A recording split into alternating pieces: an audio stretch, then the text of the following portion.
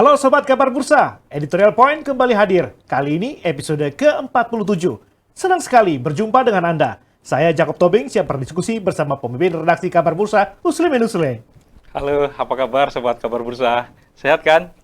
Jangan lupa goyang gemoy. Iya Pak, kita goyang Pak. Sobat, di tengah sengitnya pemerintah Indonesia nih, menjinakkan arus liar perang dagang global yang penuh dinamika, ternyata ada sekelompok elit masyarakat mengusulkan agar Wakil Presiden Gibran Rakabuming Raka diganti karena dinilai cacat hukum. Juga agar Presiden Prabowo Subianto segera rombak kabinet. Anggota-anggota kabinet yang masih terikat dengan kepentingan Presiden ke-7 Indonesia, Joko Widodo. Siapakah mereka? Lantas apa motivasi serta tujuan mereka? Apakah gerakan baru ini akan mengganggu stabilitas ekonomi dan keutuhan pemerintahan Prabowo Gibran? Sobat, mari kita simak dulu tajuk hari ini. Untung buntung menggoyang Gibran.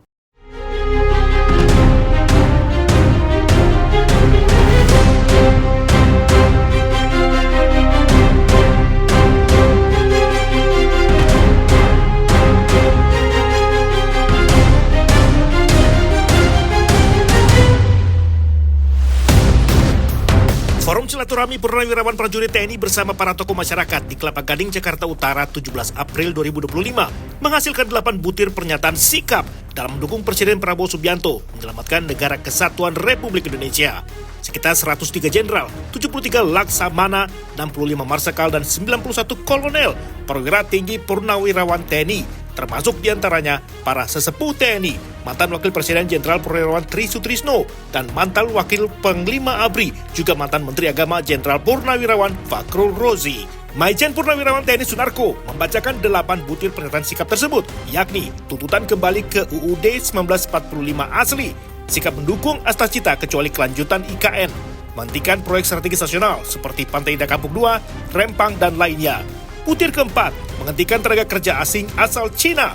Kemudian butir kelima, menertibkan pengelolaan pertambangan. 6. Melakukan reshuffle kepada para menteri yang sangat diduga telah melakukan kejahatan korupsi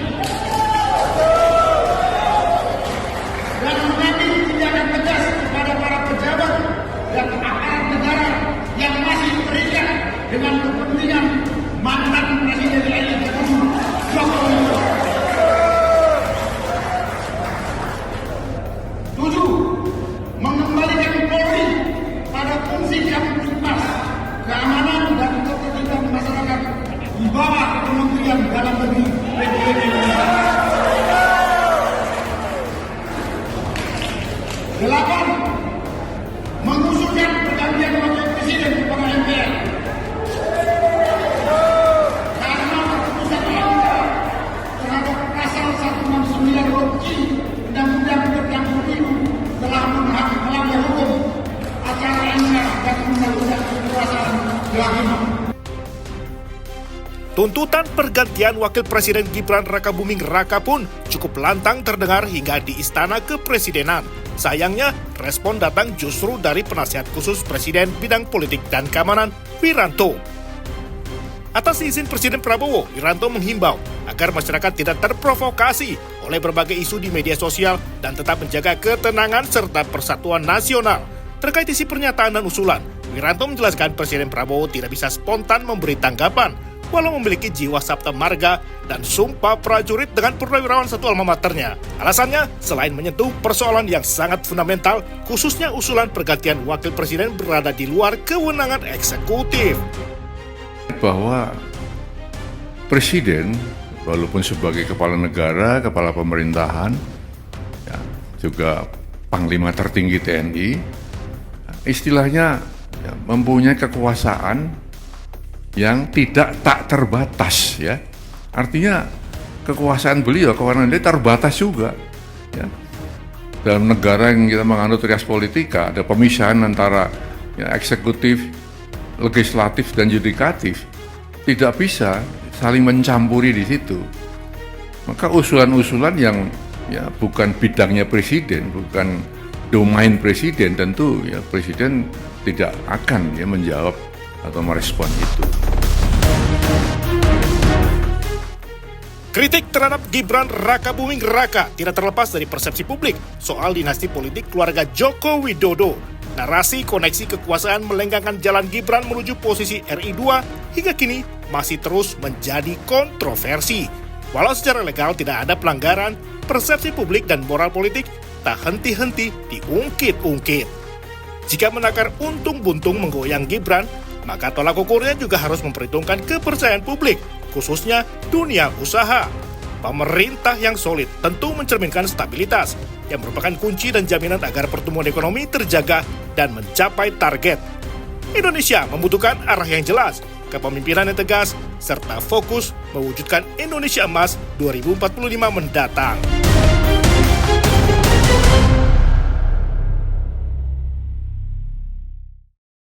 Mengutip editorial kabar bursa, ketidakpastian ekonomi merupakan musuh terbesar investasi. Stabilitas politik merupakan pondasi dalam pengambilan keputusan para pemilik modal. Pengusaha kini tidak hanya membaca data, tetapi sensitif pula menafsirkan berbagai narasi mengikuti perkembangan hari demi hari, sehingga tidaklah heran jika situasi politik semakin gaduh, maka risiko perlambatan arus investasi semakin membesar. Lantas, manakah yang harus didahulukan? Kita akan membahasnya lebih dalam lagi bersama pemimpin redaksi Kabar Bursa, Bapak Uslimin Usle. Pak, sepertinya soliditas dan keutuhan pemerintahan Prabowo Gibran ini lagi diuji banget ya Pak ya? Ya. Nah, menurut pandangan Bapak, apakah posisi Presiden Prabowo Subianto saat masa kampanye dan posisinya sekarang ini setelah menjadi presiden, apakah masih teguh Pak atau sudah bergeser tipis-tipis? Dan kalau memang masih solid, kok nggak membela wakilnya secara terbuka gitu Pak? Oke, baik, terima kasih. Jadi gini Pak, apakah Prabowo Gibran ini masih solid? Yang tahu mereka berdua. Jadi urusan ini Pak rumah tangga. Urusan rumah tangga. Apakah nanti di dalam resapel Gibran akan kena? Ini yang harus dijelaskan. Ini harus dipahamkan bersama bahwa posisi Gibran dengan posisi menteri berbeda. Betul. Menteri bisa saja direvisi, bisa saja dicopot, diganti, tapi wakil presiden proses pergantiannya panjang. Itu ada jalur-jalur konstitusi yang tidak sama dengan penggantian menteri. Jadi pertama, apakah saat ini Gibran memenuhi syarat untuk digantikan? Kan kira-kira gitu.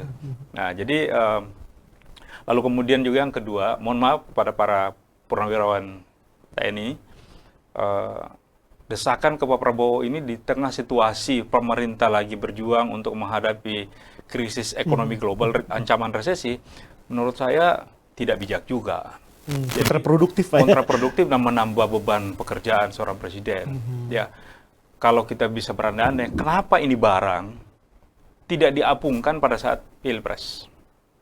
Mungkin menghitung ini Pak, timelinenya DPR-MPR kali Pak ya? Enggak juga ya? Enggak juga. Jadi harus sekarang gitu Pak? Iya, karena misalnya kalau sekarang ini, pertanyaannya adalah, apa yang dilanggar Gibran?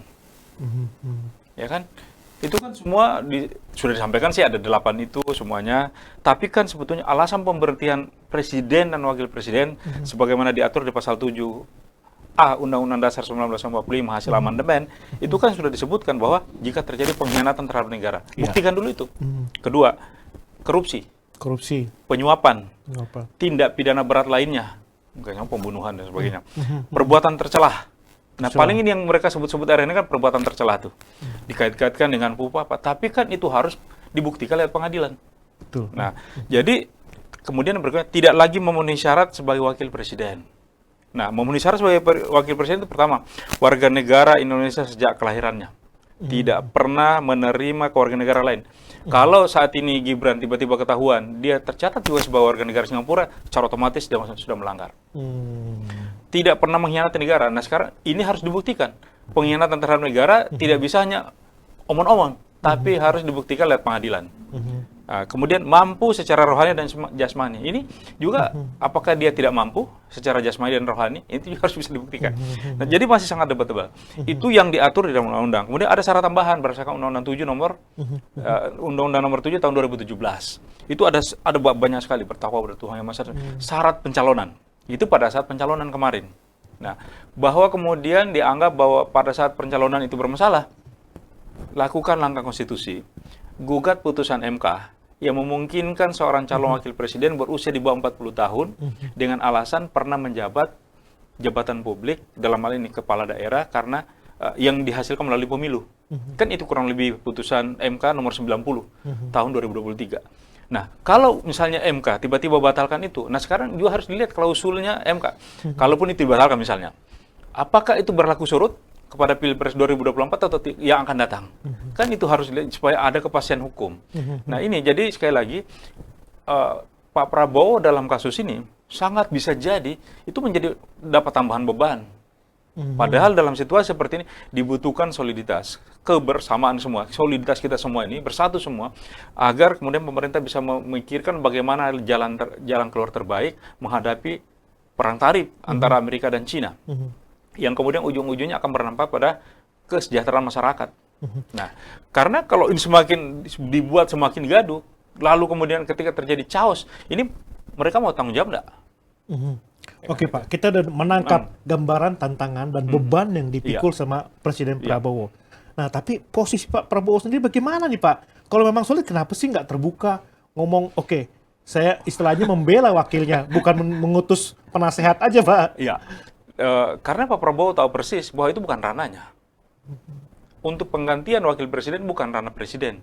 Penggantian wakil presiden itu, termasuk penggantian presiden sekalipun, itu melalui usulan DPR, karena dianggap itu tadi ada pengkhianatan terhadap negara dan sebagainya bisa dibuktikan. Lalu kemudian usulan itu dibawa ke Mahkamah Konstitusi lahirkan keputusan, hasil keputusan MK itu dibawa lagi ke sidang MPR.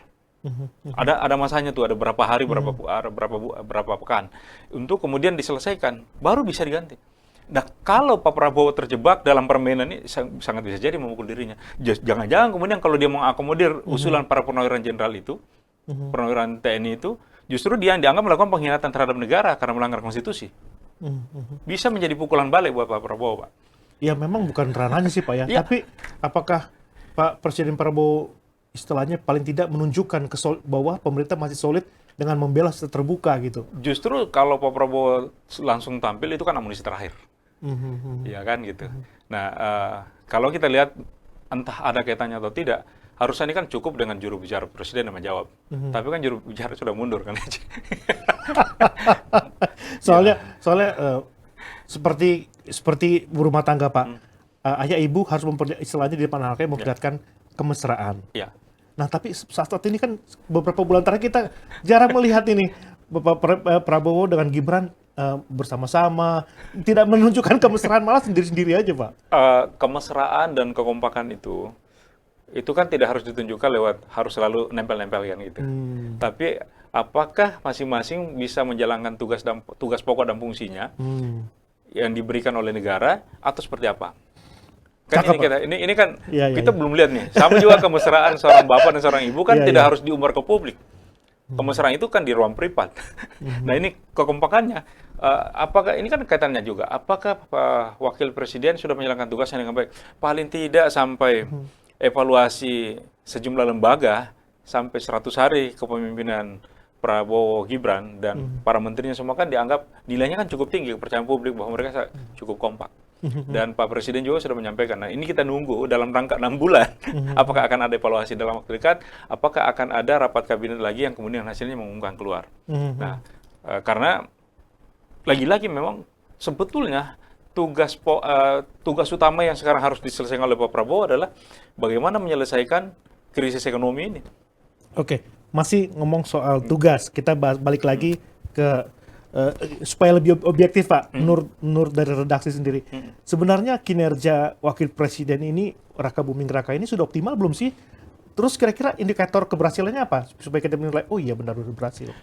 Nah ini problem ketatanegaraan karena di mana-mana wakil presiden itu kan bisa disebut ban serep, bahkan juga bisa ban serepnya ban serep. Ya. Jadi ketika misalnya presiden berhalangan, tidak secara otomatis yang mengganti perannya adalah wakil presiden. Di semua level, semua yang namanya wakil pemerintahan, bupati, wakil bupati, wali kota, gubernur, wakil gubernur.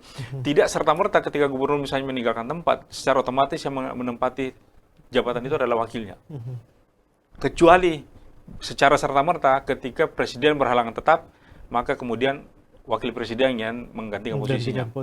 Tapi dalam keadaan tidak berhalangan tetap, presiden bisa saja menunjuk menteri yang lain yang bersangkutan. Sebagai pelaksana. Sebagai pelaksana. Contoh nih, misalnya mengutus tim ekonomi ke Amerika untuk melakukan lobby. Kalau di zaman SBY pasti JK berangkat. Menarik ini. Karena dia mengerti ekonomi kan. Kalau tidak ditunjuk berarti memang Ya, belum ada kapasitasnya gitu. Iya. Bukan, memang regulasi peraturan perundangan kita Prerogatifnya menempatkan presiden.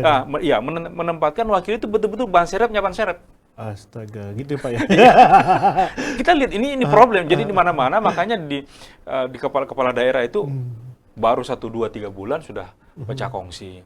Karena yang mewakili ini tidak menyadari bahwa dia sesungguhnya memang peranmu seperti itu. Kita lihat coba misalnya betapa peran JK di periode pertama SBY sangat dominan. Maka di periode kedua Pak SBY diambil Budiono langsung hilang Pak. Karena Pak memang tidak bisa juga memaksakan. Ya, gitu. Iya Pak. Oke Pak. Oke, tapi supaya kita lebih terang lagi Pak, kita bandingkan saja dengan pendahulunya Pak, supaya apple to apple. Kira-kira Gibran ini apakah dia bisa mengikuti atau bahkan berpotensi melampaui keberhasilan pendahulunya, wakil-wakil presiden sebelumnya Pak? Rasanya tidak bijak juga kalau kita memperbenturkan antara seorang Gibran dengan Muhammad Hatta. Oh ya. Karena harus diakui di antara sekian banyak wakil presiden yang pernah menjadi wakil presiden Republik ini, yang punya catatan sejarah tinta emas yang luar biasa, sangat terbatas. Salah satunya adalah Pak Hatta. Bagaimana dia mampu memberikan masukan-masukan soal fundamental ekonomi kepada Presiden Soekarno. Dan itu juga karena dia terlalu kuat, lalu kemudian kan dikebiri, diterakhirkan. Lalu kemudian di zaman Orde Baru, boleh dibilang peran wakil presiden yang paling menonjol adalah Sultan Hamengkubuwono IX. Mampu memberikan stabilitas nasional, keamanan kan kira-kira, stabilitas politik nasional.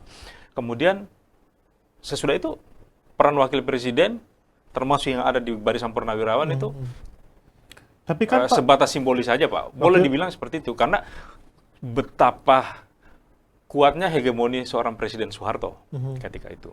Nah, kemudian lalu baru muncul lagi bahwa ada seorang wakil presiden yang sangat, sampai kemudian muncul istilah the real president, itu di zaman SBJK. Nah, di periode keduanya Pak JK masuk, Jokowi sudah memangkas. Pak JK pun tidak sehebat, tidak sedahsyat peran-perannya seperti ketika dia pertama kali jadi wakil presidennya Pak SBY. Karena kenapa? Itu memang diatur sedemikian rupa oleh konstitusi kita. Nah, tetapi apakah Gibran bisa saja? Potensi itu ada kan Pak? Karena kan selama ini sampai sekarang Gibran itu konsisten Pak dengan ekonomi digital, dengan industri kreatif gitu Pak. Ya, jadi ini kan sebetulnya mereka sudah berbagi peran. Jadi Gibran ini disuruh melakukan, dia akan diberikan tugas. Ya, mohon maaf kalau keliru, tapi yang kita baca seperti itu. Dan apa yang dilakukan oleh Gibran selama ini, wakil presiden Gibran, itu adalah dia memang lebih banyak diberikan ruang dan kesempatan untuk berkomunikasi dengan generasi muda. Makanya dia kemudian dikasih soal hilirisasi dan sebagainya. Terlepas dari beberapa slip ya, tapi memang dia diarahkan ke situ.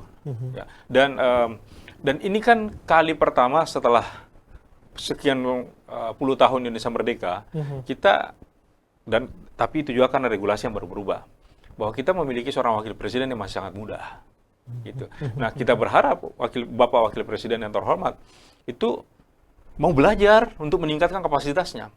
Jangan kemudian larut dalam apa yang ada saat ini, tapi harus terus belajar karena bagaimana misalnya Pak SBY kan Pak Prabowo kan sudah memberikan satu clue yang harusnya bisa ditangkap. Mohon maaf nih, ini penafsiran kami di redaksi Kabar Bursa. Waktu Pak Prabowo selesai dilantik, itu kan dia sudah menyebut semua kehebatan mantan-mantan presiden. Nah, itu sebetulnya kalau kita mau belajar ikra nih, itu wakil presiden juga harus mencari tahu apa kehebatan-kehebatan para mantan wakil presiden Republik Indonesia. Lalu kemudian Pak Gibran juga mencoba mendekati kehebatan-kehebatan mereka. Apa yang membuat mereka bisa hebat seperti itu? Kira-kira. Sepertinya kayaknya Gibran sendiri itu intens Pak, cukup intens dengan konsultasi dengan wakil presiden Pak Maruf Amin Pak. Kan sudah gini, dilakukan. kalau misalnya udah perhatikan apakah ini bisa? Satu, Prof Maruf Amin itu sejarah panjang karir beliau apalagi sebagai profesor, kemudian keulamaannya tidak diragukan. Pak JK, kepiawaiannya dalam bidang ekonomi, kemudian rekonsiliasi pihak-pihak bertikai, itu kan pengalaman tuh, pengalaman panjang. Lalu kemudian sebelumnya itu ada Patris Sutrisno juga sebagai Panglima TNI. Kemudian ada siapa, Hamengkubuwono, ada Umar Wira Hadikusuma, ada Habibie, ya kan, wakil presiden yang ya kalau ya memang tidak apple to apple kalau mau diperhadap-hadapkan, karena mereka berada pada zaman dan masa yang berbeda, situasi yang berbeda. Ya kalau pada saat itu mungkin posisi Gibran tidak akan dilirik kan, tapi pada saat ini sangat bisa jadi juga yang lain itu tidak tepat waktunya kan. Ini kita berbicara soal Gen Z, kita berbicara soal hilirisasi, digitalisasi dan sebagainya. Relevansi. Gitu ya. Oke Pak, kita stop dulu situ Oke, Pak. sip. Tapi kita mau balik ke pernyataan sikap para purnawirawan prajurit TNI Pak. Yang sebenarnya sih perwira tinggi Pak. Ya. Purnawirawan yang sosok-sosoknya itu yang reputasi lumayan, kredibilitasnya lumayan Ya. dihormati lah. Nah mereka itu melihat dan menilai bahwa sebenarnya pemerintah Prabowo ini diragukan independensinya. Emang benar Pak masih ada campur tangan dari Solo Pak? Kalau soal campur tangan, tidak bisa juga dipungkiri kalau kita melihat fakta yang terjadi di lapangan. Sampai kemudian muncul para pengamat berasumsi bahwa ada matahari kembar. Karena itu kelihatan setelah Lebaran ada yang beramai-ramai menemui Solo. Dan itu kan sebetulnya mereka memperjelas warnanya bahwa mereka adalah kan Pak Prabowo juga di awal kan sudah membuka ruang. Ayo siapapun dari kelompok manapun yang mau bergabung di kabinet, silakan. Ya kan, kemudian mereka bergabung, mereka secara apa yang terjadi pada sesudah Lebaran itu berkunjung ke Pak Jokowi, itu kan sebagai mendeklar dirinya bahwa saya adalah bagian dari Pak Jokowi yang ada di kabinet Pak Prabowo. Jadi itu biasa saja. Nah, tinggal bagaimana, apakah mereka ini lebih mendengarkan instruksi Solo atau mendengarkan instruksi Hambalang. Nah, kalau ternyata dia lebih mendengarkan instruksi Solo, itu keliru. Karena presidennya sekarang sudah Pak Prabowo. Iya. Jadi saat ini pengambil kebijakan terakhir dan tertinggi, termasuk panglima tertinggi di pemerintahan adalah Presiden Prabowo. Kalau para purnawirawan bisa melihat ketidakberesan, Pak Prabowo masa nggak bisa lihat Pak? Ya pasti dia ada. Tapi kan tentu saja tidak bisa langsung ini tidak segampang membalik telapak tangan atau mematah ranting gitu ya. Karena proses untuk pergantian kembali lagi proses pergantian wakil presiden itu ini secara konstitusional itu harus dilakukan seperti itu. Tapi kalau non konstitusional itu kan berarti makar. Sangat bisa jadi Pak, kalau dia tidak melanggar konstitusi lalu kemudian mau dipaksakan keluar, itu bisa dianggap sebagai makar. Dan kalau Pak Prabowo sendiri melakukan itu, sangat bisa jadi dia yang justru yang terkena bahwa dia melakukan pengkhianatan. Jangan salah, ini Pak Gibran juga punya pendukung. Makanya pernyataan itu disebut mendukung Presiden Prabowo menyelamatkan NKRI Pak, gitu. Nah, sebenarnya kalau dari apa yang dihasilkan oleh Forum Purnawirawan ini Pak, apakah bisa berpotensi melahirkan gerakan baru nih Pak, faksi baru, atau justru malah ini jadi senjata makan tuan buat mereka? Wah, itu sangat bisa. Kita tinggal lihat bagaimana gerakannya ke depan. Sangat bisa jadi gerakan ini kalau dianggap kemudian tiba-tiba dia dilakukan ada perlawanan dari civil society, kita belum tahu kan. Ini kan baru para purnawirawan bergerak. Nah, tiba-tiba para purnawirawan dianggap juga sudah offside. Ya kan banyak kelompok-kelompok di masyarakat kita. Dan para purnawirawan ini bukan pemegang kuasa tunggal soal kebenaran. Gitu. Kalau sebagai sebuah masukan agar presiden awas dan hati-hati dalam mengelola pemerintahan, oke. Tapi kalau kemudian memaksakan yang tidak konstitusional, itu berbahaya juga. Ya, ini pada akhirnya ekonomi kita akan terpukul. Seperti kita sampaikan di dalam editorial atau tajuk kita, bahwa investor itu sudah semakin melihat bukan hanya apa yang terjadi, tapi narasi-narasi yang dibangun, wah ini bahaya. Dan harus dipahamkan, saat ini banyak investor yang meninggalkan Indonesia. Batal berinvestasi, pindah ke Vietnam, karena di sana lebih terjamin stabilitas. Nah, ini harusnya kita semua, kalau ada seperti ini, ayo selesaikan dengan hukum. Berarti bisa jadi senjata makan tuan bagi kita sendiri juga Pak ya. Bisa menjadi senjata makan tuan. Nah, makanya harus hati-hati ini. Ya kritis boleh, tidak di negara demokrasi tidak boleh juga dilarang orang bersuara, tidak boleh orang dilarang berpendapat. Nah, karena itu, kita juga berharap hal yang sama ketika para purnawirawan ini, perwirawan panglima tinggi ini, perwira tinggi ini semua menyuarakan sesuatu ke Pak Prabowo, Pak Prabowo itu menyikapi secara hati-hati dan tidak emosional. Harusnya ketika kelompok-kelompok masyarakat yang lain juga menyuarakan hal yang sama, direspon sama juga. Jangan kemudian ada perbedaan-perbedaan karena ini sahabatnya, mitra kerjanya sama-sama TNI, lalu kemudian penyikapannya berbeda. Gitu. Betul, Pak. Oke, nah sekarang kita balik lagi ke sosok Gibran, Pak. Nah, kita kan sebagian pihak itu melihat bahwa sosok Gibran itu sebagai simbol dan tolak ukur bahwa istilahnya untuk regenerasi kepemimpinan nasional, Pak. Nah, apakah Bapak sependapat dengan secara prinsip ya, bukan secara figur prinsipnya. Nah, terus kira-kira apakah kita masih ada masa depan, Pak, untuk demokrasi kita bisa menjadi lebih dewasa, lebih matang? Ya, ini kan kita menuju proses pendewasaan. Amerika bisa berada pada taraf demokrasi sampai saat ini, yang disebut-sebut sebagai negara paling demokratis di dunia, sekaligus juga negara yang paling pelanggar HAM, kan gitu. Kan, dia kan mengklaim sebagai negara yang paling demokratis, tapi justru di Amerika paling banyak pelanggaran HAM. Banyak pertumpahan darah ya, Pak? Banyak pertumpahan darah dan kemudian melanggar HAM-nya negara lain, kan gitu. Seperti mau mengatur TKDN apa semua produk dalam negeri Indonesia, itu kan pelanggaran HAM juga. Iya, gitu. Tapi terlepas dari situ, Amerika untuk bisa berada pada posisi saat ini itu butuh ratusan atau bahkan ribuan tahun. Indonesia dari 1945 kita berada nanti Indonesia Emas 2045. Jadi kita masih mencari bentuk. Ya, jadi kita sudah ada orde lama, kemudian orde baru, kemudian orde reformasi. Reformasi ini masih aut-autan, kemudian bahkan banyak disebut akhir-akhir ini kita justru semakin jauh dari semangat reformasi. Nah, ini saya kira masukan-masukan seperti ini itu produktif. Satu, yang kedua, keberadaan seorang generasi muda terlepas dari siapa Gibran, terlepas dari seperti apa kapasitas isinya, isi kepalanya dan sebagainya, pola perilakunya sehari-hari dan sebagainya, kemampuan pribadinya, terlepas dari itu semua. Kita bersyukur bahwa saat ini tokoh-tokoh muda seperti Gibran yang berusia di bawah 40 tahun itu sudah mendapat ruang dan kesempatan di dalam ruang-ruang demokrasi kita. Karena itu sudah menjadi keputusan bersama, konsensus bersama yang diputuskan melalui sebuah lembaga resmi negara, namanya Mahkamah Konstitusi, kita ikuti. Karena kalau misalnya begitu tidak cocok dengan kita, lalu kita menolaknya, tidak menyetujuinya, padahal itu semenjadi, maka kita tidak akan ada kepastian. Kita akan selalu jalan mundur. Harganya mahal, Pak ya? Dan itu mahal. Ya. Jadi sekarang ini pertaruhannya adalah hukum itu harus menjadi panglima kita. Jadi kalau kalau regulasi sudah ditetapkan, jalankan regulasi itu. Tidak setuju dengan regulasi, ubah regulasinya sesuai dengan jalur-jalur konstitusional. Karena kan prinsip-prinsip itu pergantian kepemimpinan nasional kan ada penyelenggaranya, KPU, Bawaslu, dan DKPP. Ada pesertanya. Peserta dalam antara lain calon presiden dan wakil presiden. Ada pemilihnya. Dan di antara ketiga ini tidak bisa apa-apa kalau tidak ada regulasi. Regulasi itu dibuat agar supaya ada rel yang kita harus lalui. Nah, kemudian di dalam Undang-Undang 45 juga sudah mengatakan itu. Proses pergantian presiden dan wakil presiden seperti ini. Meskipun juga terbuka ruang terjadinya proses pergantian presiden dan wakil presiden karena dikudeta, karena mereka melanggar. Tapi sekarang pelanggarannya apa? Nah, ketika dia dikudeta itu makar, dan ketika makar, pertaruhannya luar biasa. Negara-negara di dunia tidak setuju dengan setiap tindakan-tindakan makar. Dan ada potensi juga ancaman dari luar, Pak, yang mengganggu stabilitas Indonesia supaya Indonesia tidak maju. Iya. Jangan-jangan kemudian ini adalah, ya kita tidak tahu apa yang, ini ada penumpang gelap juga bermain di sini.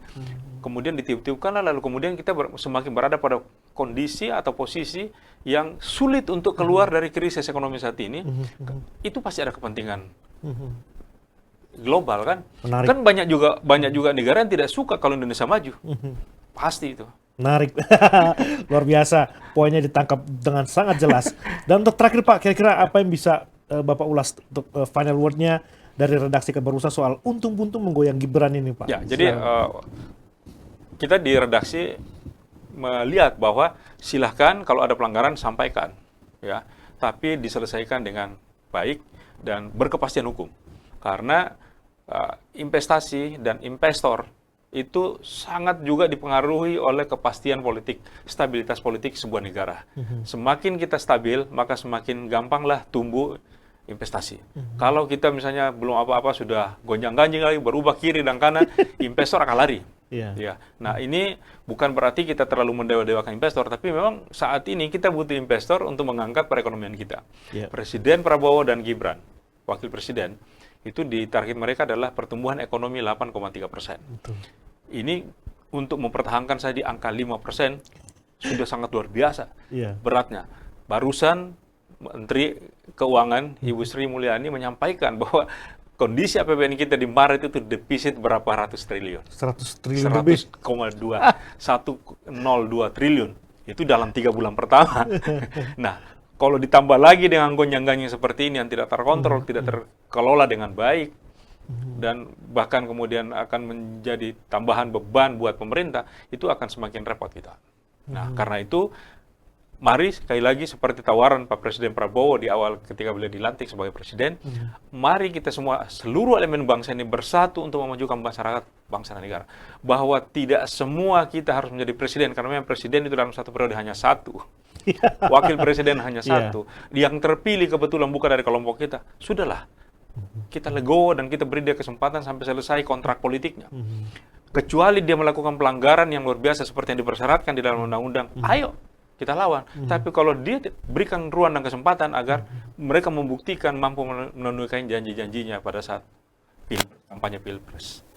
Nah, luar biasa. Terima kasih banyak loh Pak untuk pandangannya yang lengkap, terus analisis serta rekomendasi yang sudah dipaparkan kepada Sobat Kabar Bursa. Semoga bisa memberi manfaat. Mudah-mudahan. Ya, kita ini lagi-lagi kita menyampaikan bahwa inilah peran media, menyampaikan apa adanya, yang tentu kita juga memiliki keterbatasan karena akses kita juga tidak semuanya. Tapi paling tidak kita bisa melihat, meletakkannya berdasarkan regulasi yang ada.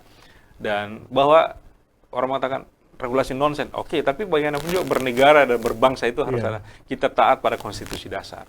Lalu kemudian ketika memang ini sudah terlalu jauh pelanggarannya, ya bisa saja people power. Tapi apakah kondisi saat ini memang membutuhkan people power? Dan menurut siapa sudah harus sampai pada tahapan people power? Nah, itu kan masih debatable. Mungkin di episode berikutnya Pak. Baik, Sobat Kabar Bursa, demikianlah rangkaian pembahasan editorial point pekan ini. Yang bertujuan tentu bukan untuk mendiskreditkan pihak manapun, tetapi untuk membuka ruang diskusi yang objektif, imparsial, dengan memegang teguh kaidah jurnalistik pastinya. Mewakili kru yang bertugas, saya Jacob Tobing pamit undur diri. Terima kasih untuk perhatian dan kebersamaan Anda. Jangan lupa follow, subscribe channel Kabar Bursa, klik like, serta share konten-konten berkualitasnya. Ikuti terus perkembangan ekonomi terkini, baca kabarbursa.com, navigasi keuangan Indonesia. Dan sampai jumpa.